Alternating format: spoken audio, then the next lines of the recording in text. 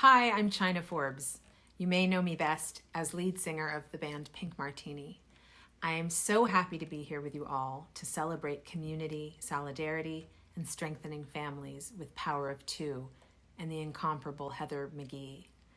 I am going to kick things off with a song about supporting each other and the magical power of friendship. Count on me.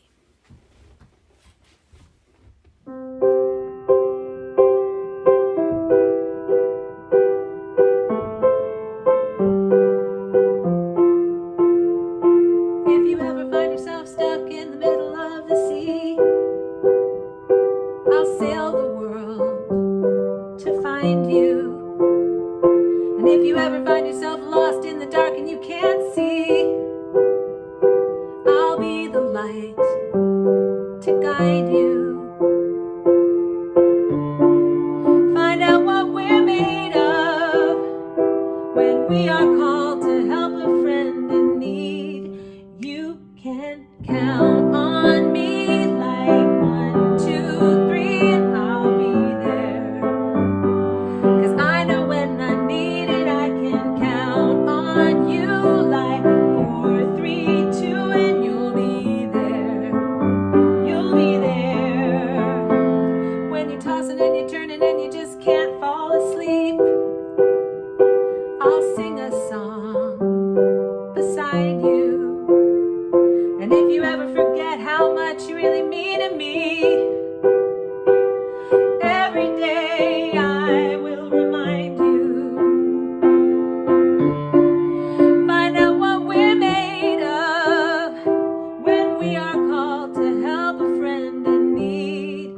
You can count on me like 1, 2, 3, and I'll be there. 'Cause I know when I need it, I can count on you like 4, 3, 2, and you'll be there. You'll be there.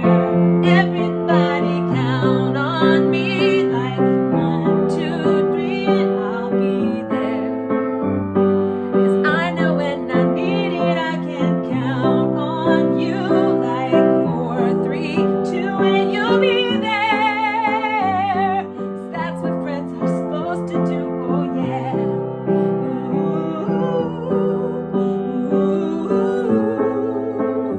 You can count on me 'cause I can count on you. Such an amazing performance by China, who is a friend of one of our cousin and friend of the Power of Two family. I first want to start by saying once again how glad we are that you are all here. This is a time where we need to come together, and the fact that you are here, you have taken the time on this night when you could be out, now that you're all vaccinated, out in the world, but are here with us and here taking action is incredible. Because tonight we're going to be hearing how Power of Two partners with families to heal from trauma and how their children thrive. And we're going to hear how the sum of us, thanks to Heather McGhee, that we're going to build a white, black, brown, Asian, a multiracial coalition that can fight for a future where everyone benefits from our wealth as a nation and all families and all children live free from poverty and oppression. It's just has to be done. So first I want to start off by thanking our supporters. Our mission was to raise funds from the community, you guys, to support adding another 100 families to our work this fall. I'm pleased to share that we are just about there, and that is because of all of you.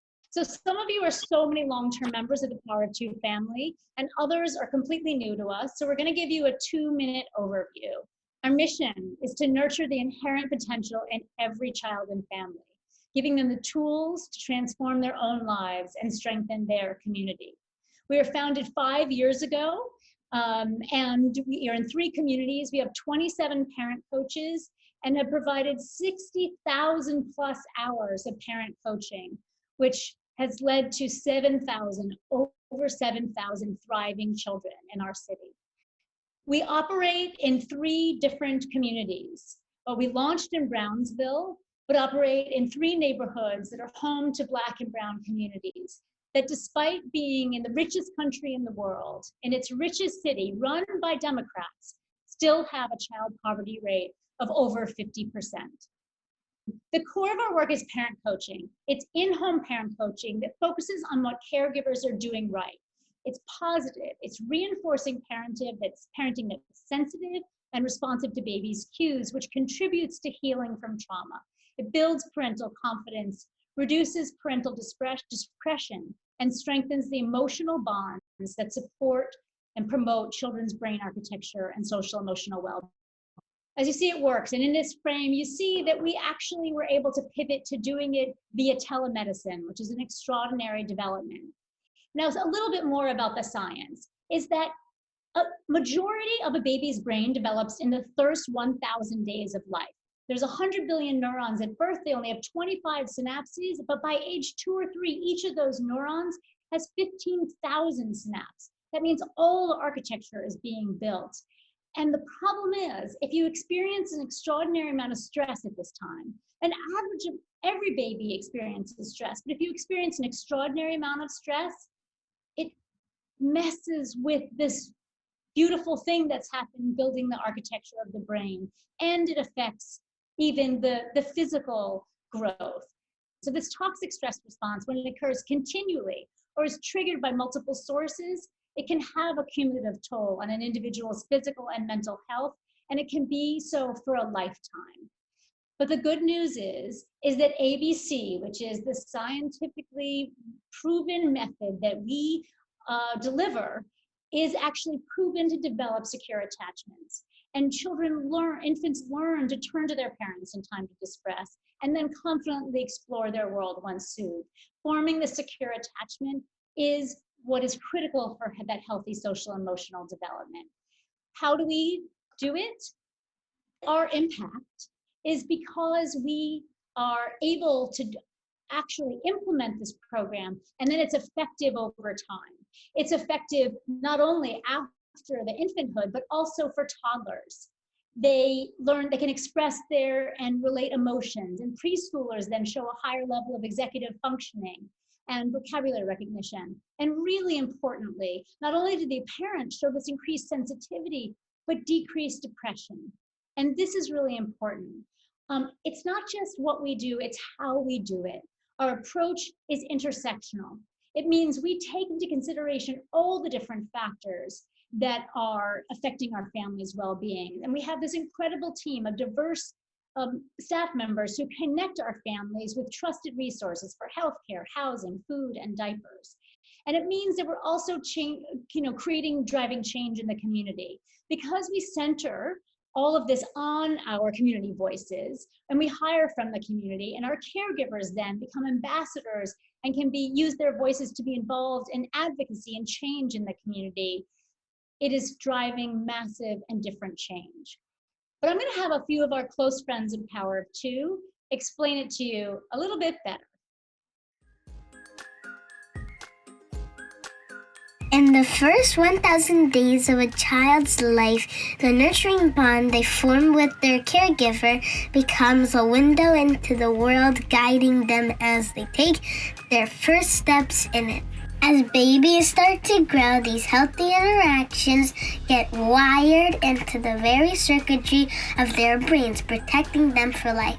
But the extreme pressures of income inequality, racism, and more make it challenging for parents in historically marginalized communities to prioritize responsive parenting.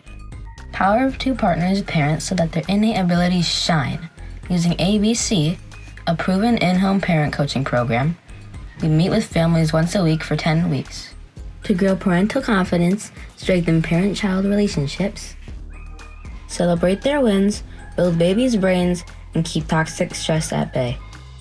While our focus is the child, the benefits of the ABC program reverberate through the whole family. Because healthy babies turn into school-ready children and thriving adults, which means happy families and flourishing neighborhoods invigorated by community healing.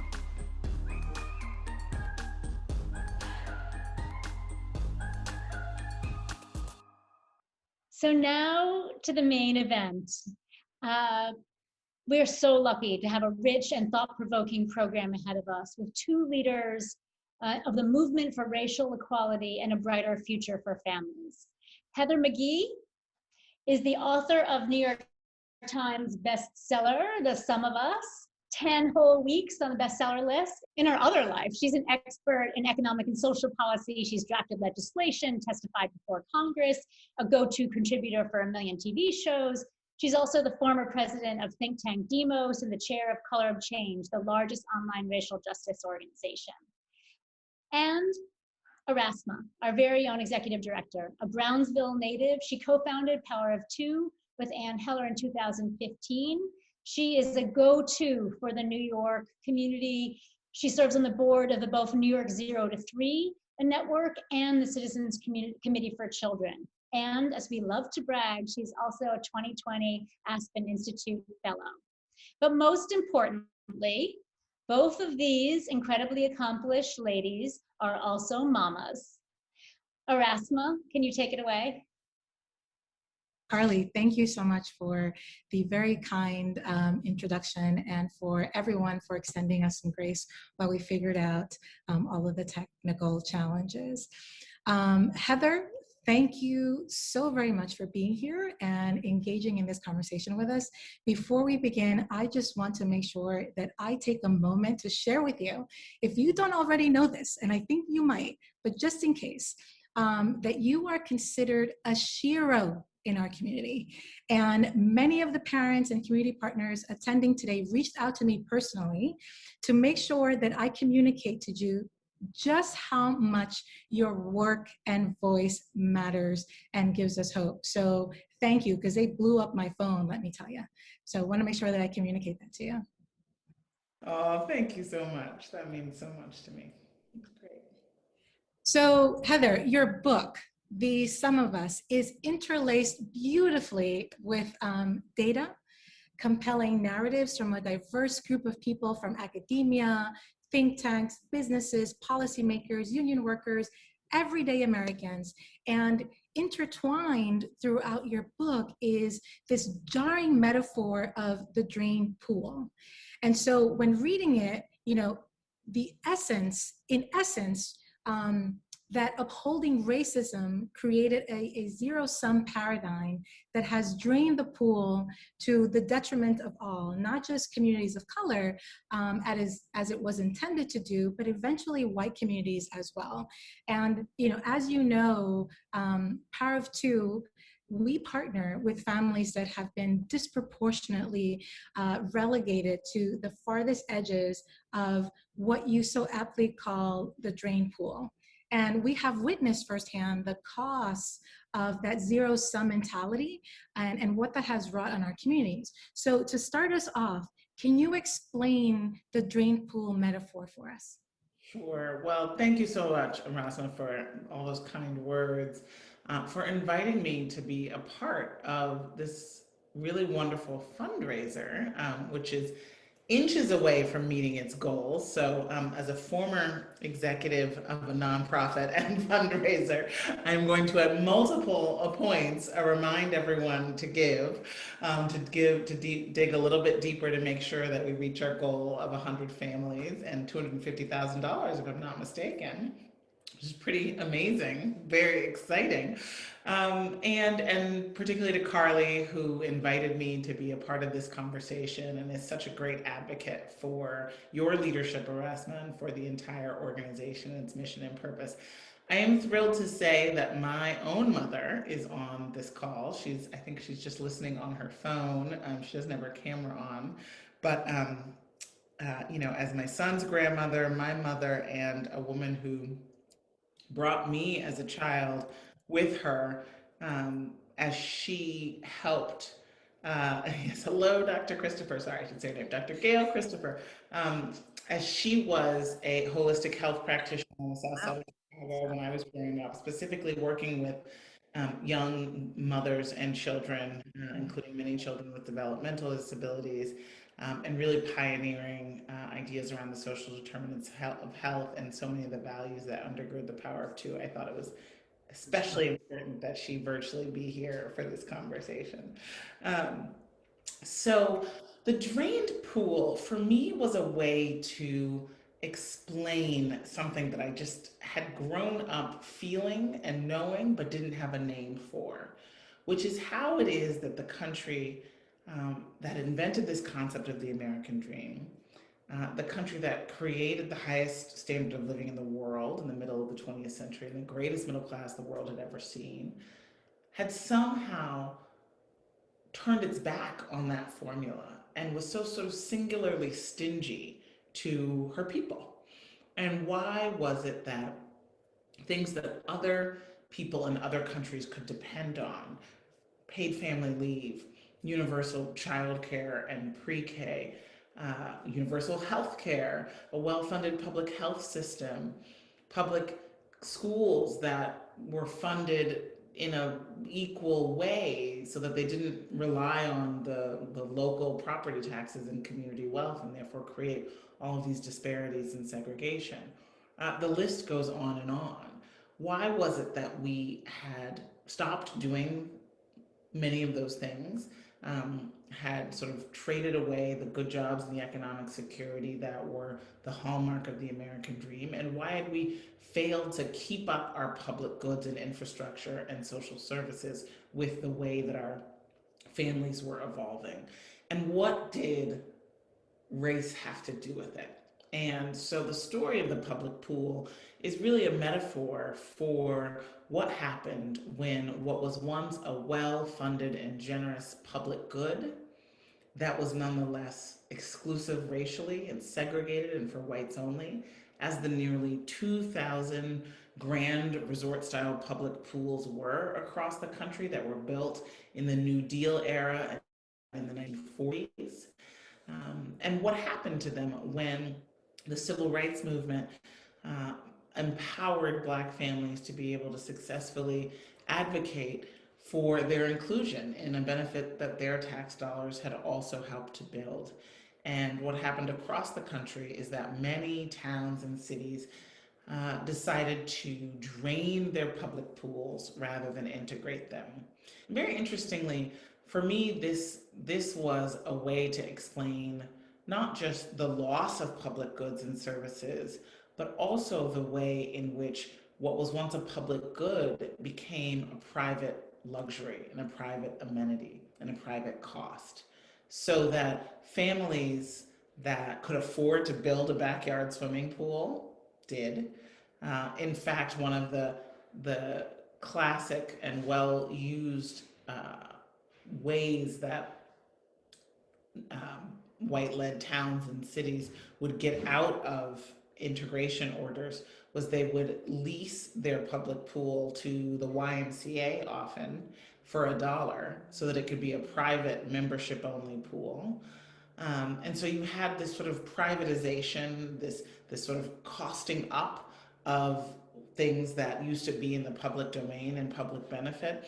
And of course, for those of us who have seen what's happened in the inequality era, as so many families, 4 out of 10 adult workers before the pandemic weren't paid enough to meet their basic needs, all of those fundamental human needs have become privatized costs. And that really, for me, when I sort of put together the story of the public pool, helped to explain the role that racism has played in fomenting an anti-government ideology that prefers tax cuts and the private provision of things like healthcare and education as opposed to public and universal and therefore integrated, and has really been sort of the missing link in the story of what happened to the American dream as our country became more diverse. Right. Yes. No, thank you for that. You know, your book also gives us an in-depth look into the dire consequences of the zero-sum mind frame, in that it has effectively not been contained to just communities of color, that in giving policymakers the testing ground for disenfranchising one community in particular, it became very much like a monster that could no longer be contained from destroying everything in its path, including white communities. So I wonder if you can speak a little bit to what are some of the most destructive legacies of these particular policies for all Americans, including white people. So the subtitle of my book is "What Racism Costs Everyone and How We Can Prosper Together," and that's really what I tried to do, was to show that when you have a force like racism that is so pervasive in our politics and policymaking, it distorts our systems for everyone. Okay. Because it is so pervasive, nobody goes unscathed, right? It changes the way that policymakers would treat our people. It changes our public policy responses. It changes the way that, you know, business elites treat their workers. It creates this belief, as my mother says, in a hierarchy of human value.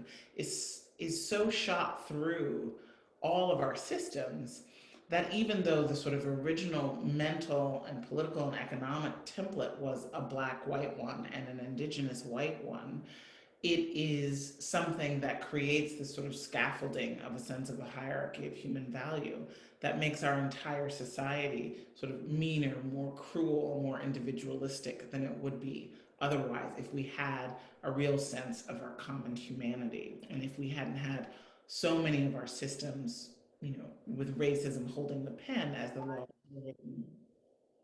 So I think about examples such as the rising cost of college, right? Which is, for me, one of the clearer examples of racism draining the pool. The way we used to have in the beginning half of the 20th century, government basically picking up the tab for higher education and seeing it as a sound public investment in the future economy and in the well-educated citizenry that paid for itself in economic growth. And then, as the country became more diverse, and as this anti-government ethos, which is largely correlated with racial resentment, there's a 60 percentage point gap in whether you support increased or lower government spending based on your level of racial resentment. You started to see cutbacks at the state level, as we've seen in New York, CUNY going from a free school to a tuition school. And then you saw the federal government go from grants to loans.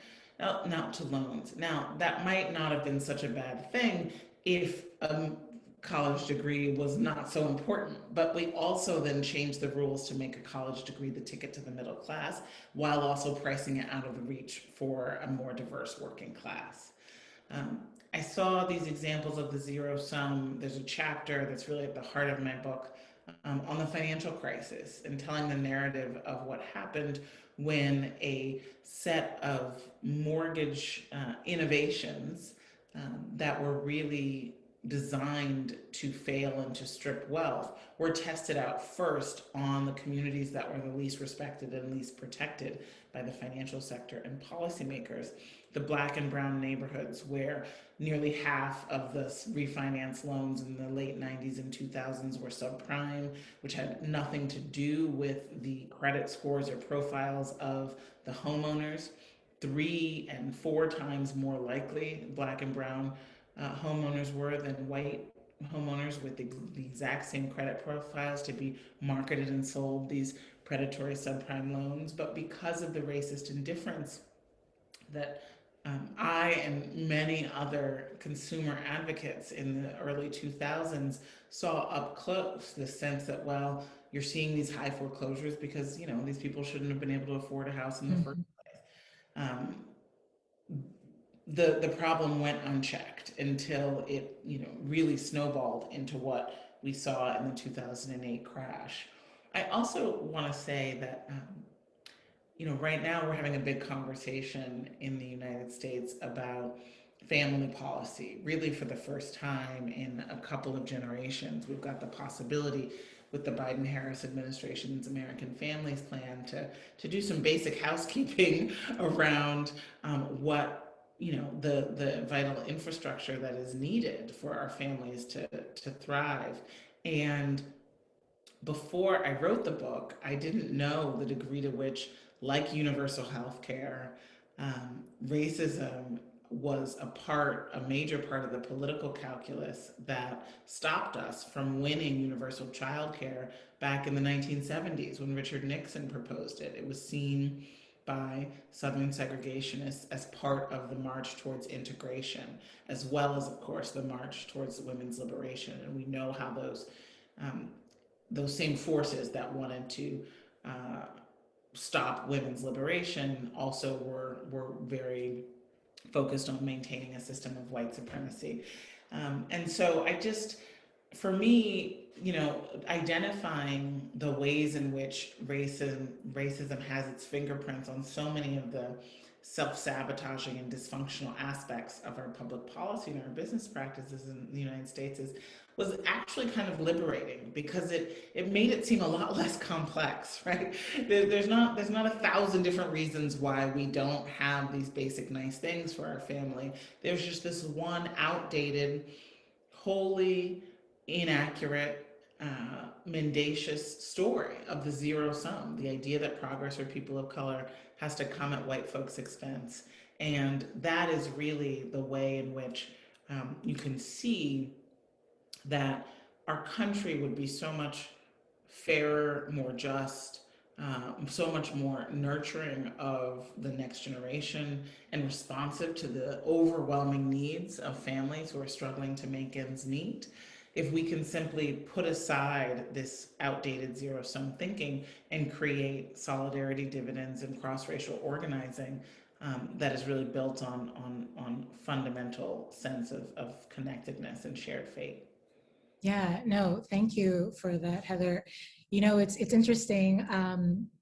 I had been wondering for a really long time when I was thinking about the Affordable Care Act during the Obama administration. And I was like, this is perfect. This is an opportunity to provide healthcare to millions of people that really need it. And then I started to hear how all of a sudden it became, a specific conservative group who started to call it the Obamacare. Started to call it Obamacare and pressing the point that it wasn't necessarily an inclusive idea. It wasn't necessarily, it was specifically designed for people of color and not others. And I see that happening, time and time again. And it wasn't until I read your book that it started all to kind of like click together. And one of the things that I was thinking about in reading your book was, voting, right? So I'm wondering if you can share with us the ways that the zero-sum mentality has also eroded, just the voting rights, right? And collective bargaining through unions. Mm-hmm. Well, so I include chapters on both of those issues in my book because if you think about, the nice things that we can't seem to be able to provide for our people, a really high functioning representative democracy where it is convenient and possible for people who work to vote, and for people who have are facing multiple cross pressures in their lives to exercise their fundamental rights of citizenship, and the fundamental right, the human right to be able to organize on the job, to have a voice in the conditions and terms of your work, seem like two of those big things that we somehow inexplicably keep throwing up barriers to.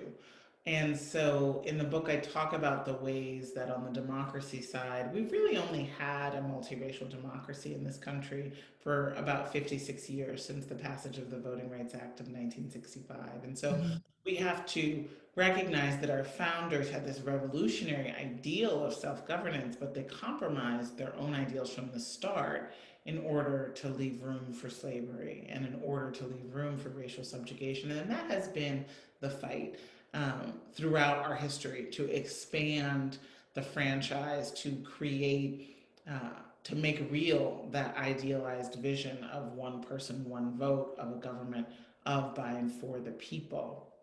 And today, what we're seeing is an extension of a very old force in our society that is willing to torch it all in order to maintain their grip on power. And so we have the big lie, which is uh, a narrative that says, that has as its sort of common sense logic, racism, right? The sense that the person who won the majority of the white vote is the legitimate president of the United States. And if that didn't happen, then there must have been some massive theft. And of course, the stereotype of people of color in cities being criminal. And so that's how you get this illegal voting activity. It all is of a piece, and it's very familiar. And if you don't know your history, you can be very shocked by things like January 6th. But if you know your history, you know that mob violence in the name of voter suppression um, and in the and being fomented by an elite that wants to maintain power is a tale as old as the country. Right. Right. You mentioned just a little while ago, you were mentioning the Biden administration, the Biden-Harris administration. And, my team and I have been very excited about the American Rescue Plan Act and the American Families Plan and the Americans Jobs Plan. And we see that as the administration really truly making an effort to center racial justice, which is, as we know, has not been a priority for other administrations. So I wanted to ask you if you two share in that optimism, and what do you think is still missing from that plan? Mm-hmm. That's a great question. So, I think about the work that you all do at the Power of Two and how much it is creating resilience as against forces that are shaped by bad public policies, and how important it is to both build these skills and build community power and resilience and agency among the families that you serve to demand more. And this moment where a multiracial governing coalition came together in November and January against impossible odds, waded through high water to put in control a party that was promising an end to the pandemic, an end to the pandemic of racial violence, and to address inequality, climate change, and the corruption in our democracy as these sort of set of crises, is a moment that I haven't seen in my entire life in public policy. And it's a moment where there are solidarity dividends that have already been passed with the American Rescue Plan. The idea that families, parents, are going to receive a child tax credit on a monthly basis that can cut child poverty in half for families of all economic backgrounds and racial backgrounds and cultural backgrounds. It's really a refilling of the pool of public goods. When you look at the goal of ripping up all the lead pipes in the country and replacing them, that is the exact kind of life-changing interventions that are really about maintaining the things that we hold in common and ensuring clean water for our children. Those are the kinds of policies that are, among a raft of policies within the American Jobs Plan and the American Rescue Plan that pertain to families. And then, of course, there's the American Families Plan, which is all about families. And so, I give so much credit to so many of my friends in the advocacy space and the anti-poverty space, and who've been working around domestic workers and childcare, and so many of these issues, environmental justice, who are really seeing right now the possibility of so many of the advocacy demands that we've been making over a generation, being codified into law. And that is an extraordinary, extraordinary opportunity. I would like to see, in terms of things that, are not in the bill yet, Um, I think on healthcare, which of course is so important to young families, we still have a Mason-Dixon line of healthcare in this country, where states in the former Confederacy largely have not been willing to accept free money.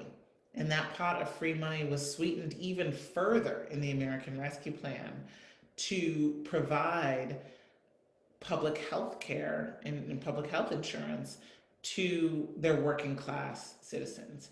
And there's a big correlation between the share of the population that is Black in those states and the white-led legislature's resistance to providing Medicaid expansion.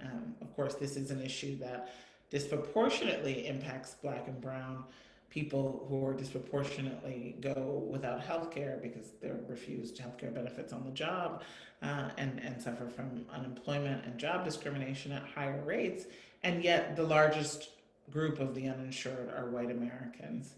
So I would love to see us move away from, as just one example of something that I think we need to push for in the next round of legislation, in the Families Plan and the Jobs Plan before they come to a vote, is to do even more than the sort of federalist Medicaid expansion, but rather allow a real Medicare for all, who want it, whatever, however you want to do it. Make sure that the federal Medicare program is available to people if their states refuse to expand Medicaid, because we can't keep allowing these racist dynamics to create massive health disparities where vulnerable families and children in states with recalcitrant legislatures are disproportionately still left out of something that should be a universal right. That's right. No, thank you. Thank you for saying that. I mean, I'm here for it, and so are all of our fellow advocates. What's interesting to me, I'm sure you've seen the news about the jobs report that just came out earlier in the week, and of course the news is that we haven't generated enough jobs right, in recent months. And so the first thing that I see in one of the papers that I read this morning is the reason why this is happening is because people have gotten complacent because they're receiving unemployment benefits, right? And so this is part of that narrative and that story, right? How do we push through that? Right? When you have pundits talking about this all the time and feeding this continuous narrative of the zero sum. Thank you for asking that question, because it is a very live debate. That is what the conservatives are doing in order to basically demonize the entire idea of public help, to blunt what is an overwhelmingly popular agenda, right? The American Jobs and Families and Rescue Plan are in the low 70s of support, including from a plurality of Republicans, and Joe Biden has a 63 percentage point approval rating right now. So these kind of racist dog whistles about sort of lazy workers on the dole are what they have left. That and kind of rigging the rules to allow politicians to pick their voters instead of the other way around. But ultimately, the thing that is going to shift that narrative is the power of working class people. And so as we start to see across the country people speaking out about their lives, making it clear that $300 a week in unemployment insurance benefits is not a ticket to middle class security, and that if the jobs paid enough, that the employers would be able to find willing workers. And so as you start to see this sort of quiet revolt in some of the so-called essential worker, public facing, customer service sector jobs that have been forced to remain open during this time of great public health threat, you start to see fast food workers putting up signs saying nobody's come in today because We're refusing to work in poverty. A revolt among gig workers at Uber and Lyft, who were sort of on the hamster wheel in this sort of gamified, work life before the pandemic, but are now saying, you know what, I can't afford to go back. I can't afford to keep leaving my family for 18 hours a day and not come home with enough to feed them. And until we have a $15 minimum wage in the country, until we have the renewal of the fundamental human right to organize with something like the PRO Act, the Protecting the Right to Organize Act, we are going to still have families struggling in poverty and being forced to choose, make impossible choices. So often the narrative in politics is about people in poverty making poor choices, right? And that's why they are struggling. And so the need is to, create different kinds of basically punishing policies in order to convince, working moms to choose different things, right, and different strategies to run their lives. And yet ultimately poverty is a policy choice. It's not an individual choice, right? And by legislating $7.25 an hour, we are legislating poverty. And so I think that we are at a moment. I am feeling profoundly optimistic in a way that I haven't in nearly 20 years of economic policy advocacy, because the pandemic fostered a heightened sense of shared vulnerability and exposed the inequalities in our society in a way that interrupted the sort of politics as usual, and that there is a growing sense of agency and power and organizing among people who are struggling in poverty that started with Occupy and the Fight for 15, all of the organizing around care and essential work in healthcare and service has given, I think, people in community who have been treated with such low esteem by those in power in our society, a real sense that their lives matter, that their labor is worth more, and that their families are essential to the future of the country. That's right. That's right. Yeah. One of the things that I was talking to a mom earlier today, and she said, I would definitely go back to work if the pay was good. So we really did get $15 an hour, but also if I had universal childcare. It is so challenging to find that. And it's not that I don't want to work, it's just that who am I going to leave my child with? And can they make it manageable? And so there are so many different elements at play that I think, with this administration, we can certainly tackle. But it's going to take a combination, right? So we need government to take action, but we also need to be pushing on the community side as well. And so, you talked about it a little bit, and I just want to talk a little bit more about the Solidarity Dividend and the importance of, self-advocacy. And that is, part of the mission of our organization is to actively foster self-advocacy in the families that we partner with. And so our Community Ambassadors program really allows our program graduates from our ABC Parent Coaching program to actively advocate for the solutions that will help them most. And so this notion is echoed in your book's hopeful vision of, the future by creating a mindset of the Solidarity Dividend that can help, as you said earlier, refill the pool. And so I wondered if you can restate the Solidarity Dividend so those of us in the audience can internalize it. And also, share with us, what do you see as the possibility for our communities and our nation when we are truly able to work together for, greater equity and unity for all Americans? And how do we get there? So I just asked you a bunch of questions all in one. I get it. It's good stuff. The Solidarity Dividend is this idea of the gains that we can unlock by coming together across lines of race and class and finding common solutions to our common problems. And it is the opposite of the zero sum. It's what we can win when we reject the zero sum and we reject the dehumanization and stereotyping and othering that suggests that people who are struggling, are not worth our support as a society.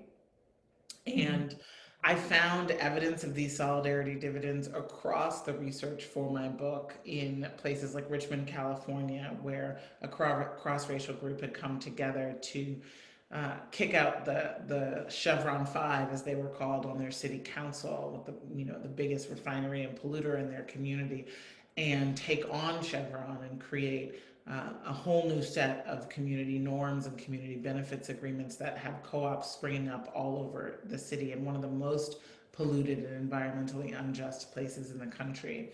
Was found a solidarity dividend in the Fight for 15. The specific part that I was looking at was in Kansas City, where white, black, and brown fast food workers were transforming their own consciousness, demanding more, seeing strength in numbers, and realizing that their labor was worth more, and that they were part of a vanguard of a movement to redefine the identity of a multiracial working class in this country and reject racism. As one of the women that I talked to there, a white woman named Bridget, told me, it's not about us versus them. In order for us to come up, they've got to come up too. As long as we're divided, we're conquered. And racism is bad for white workers too, because it keeps us divided from our black and brown brothers and sisters, right? She told me that. This evidence of the solidarity dividend, as I said, it's obviously something that I think we're seeing in Washington with this breaking free of what has been a bipartisan, multi-decade commitment to stinginess in public policy, right? To saying we can't afford it, or we're going to let the private sector handle it. And those are just bankrupt ideas. We have too much inequality and want and need, and we are watching other countries race ahead at providing the fundamental basics of a decent life for their people, and we've got to catch up. So that's what I think is a solidarity dividend, and I see it happening all over. But what we have to fundamentally do is make sure that as we refill the pool of public goods, as we do things like the child tax credit and universal child care and paid family leave and universal health care, we design those policies to make sure that the water gets all the way to the deep end of the pool, right? Where we recognize that in Brownsville, there are multiple barriers to accessing the kinds of good paying jobs and universal child care benefits that we hope are coming. And so it really is about designing what my friend and colleague Angela Glover Blackwell calls the curb cut effect, which is making sure that you design policy for the people who are struggling the most, and it ends up having a benefit for everyone. As the example of the curb cut, which was an intervention and innovation by the disability rights community, and created a way that we now all expect that we will be able to roll our strollers and our groceries and ride our bikes and our scooters without any interruption, because of what was done to change a public structure to make it more accessible to the people who had the biggest barriers to reaching it. Heather, thank you so much for that. I am told that was to be my last question. But I just want to end by sharing an example of the Solidarity Dividend in action in Brownsville.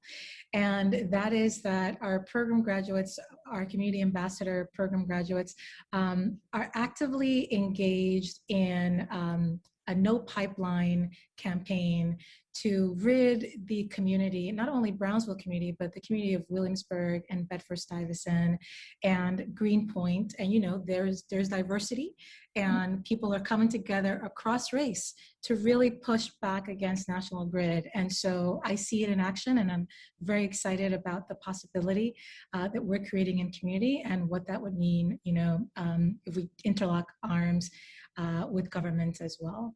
And I just want to say that I am really grateful for you for taking the time to talk with us today and for writing such an honest and important book. And I believe deeply in your vision of the Solidarity Dividend, in which we all come together across race to truly build a multiracial, you know, democracy and nation in which we can finally all really truly benefit. And so thank you for giving us the roadmap, and thank you for your time today. Oh, thank you so much, Erasma. And most importantly, thank all of you thank you for leading Power of Two, for believing in our families and in the absolutely sacred bond between a parent and child, for understanding that there is infinite wisdom in our children and in our innate bond, and that in tapping in that sort of infinite renewable resource, you can create power that's going to multiply. So for all of you who have not absolutely given everything you possibly can tonight to this wonderful organization, please dig deep again and make sure that they meet their fundraising goal. And please, somebody put in the chat how it will be possible for people to give easily again one more time. Thank you. Thank you so much, Heather and Erasma. I wanted to back up a little bit and just mention the fact that, you know, when Heather said something about knowing one's history, it just really touched me deeply, because as a board member and the daughter and granddaughter and great-granddaughter of African-American doctors and community health advocates who have highlighted the importance of addressing the social determinants of health in order to create solutions for and by the communities that they serve. I cannot think of a better way to describe how the work of Power of Two does just that. Erasma and the rest of the team have done just made incredible inroads. I wanted to just take a few minutes for you all to also hear from one of our colleagues at Power of Two, Maria Solorzano. Soy María Solórzano y estoy muy contenta de estar aquí con ustedes en este día tan especial. Soy embajadora de la comunidad de Power of Two y soy graduada del programa de ABC. Tomé el programa ABC en el 2018 con mi hija Kaylin. Había tomado otros programas de crianza con mi primera hija y quería darle la misma oportunidad a mi segunda hija. Fue entonces que encontré Power of Two. Lo que más me impresionó fue que vienen a su casa y dedican su tiempo a guiar y colaborar con los padres para mejorar el entendimiento con sus hijos y le muestran a uno lo importante que es dejar que su bebé lidere, mostrándole a uno como padres que ellos son capaces de hacerlo. También para mí fue muy importante ver lo bien entrenado y expertos que son los entrenadores del programa. Ellos saben medir el desarrollo de un bebé y le pueden alertar a uno cuando su niño pueda necesitar más apoyo en una u otra área. Más que todo, uno queda asegurado que como padres tenemos en sí todo lo necesario para guiar y apoyar a nuestros hijos para que crezcan seguros y felices. En el 2020, Power of Two me llamó para invitarme a ser embajadora de la comunidad. Llené el formulario y noté que estaba muy interesada. Como embajadora, fui entrenada y profundicé mis conocimientos sobre el programa y el por qué el programa de ABC representa una oportunidad tan importante para los padres y sus hijos. Sé por experiencia personal todo lo que este programa le otorga a una familia. Thank you so much, Maria, for sharing that. I'm so happy that she was able to join us this evening, although it was pre-recorded. It kind of gives you a sense of the impact and the breadth of the team of Power of Two. I'd like to, for you to enjoy this last performance by China Forbes, my beautiful cousin. Thank you all so much for having me tonight. I'm going to do one more song. This is an old favorite.